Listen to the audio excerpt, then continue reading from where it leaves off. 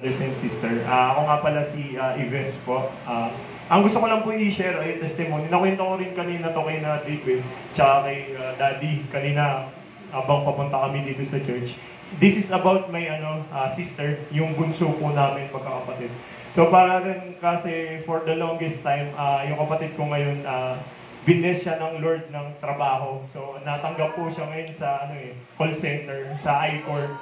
So siya, telco account. So, parang ako naman, kasi matagal namin pinupush yung kapatid namin na magtrabaho. Though, alam mo yun, may gift siya, magaling mag-English yun eh. So, talaga, yung kaya niya naman talaga, so parang ayaw niya lang. So, pero, sa kabutihan ng Lord, alam mo yun eh, yung pag nagpatuloy ka sa Kanya, nagtitiwala, patuloy ka na alam mong may gagawin yung Panginoon Diyos sa buhay mo. And then, hindi lang sa'yo, kundi dun sa mga taong malapit sa'yo, which is your family. Kasi, like sa amin kapatid, yung nag-start yung faith, sa akin talaga eh, ako yung ginamit ng Lord.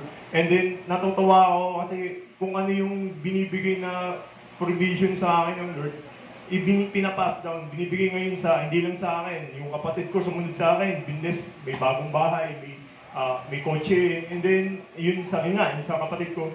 So, and then, yun, sila mama, papa, medyo okay na yung nila, situation. So, parang, eto naman kapatid, hindi ko sinasabi to para sabihin, uy, ang galing, kumbaga parang, ganyan pala, na mag-focus tayo sa blessing na lang, kaya tayo lumalapit sa Lord. Which is, hindi po yun ganun yung gusto ko sabihin sa'yo kapatid.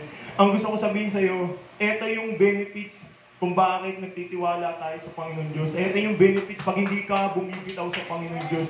Kumbaga, di ba, katag nga sinabi ni Daddy kanina, yun yung may palit.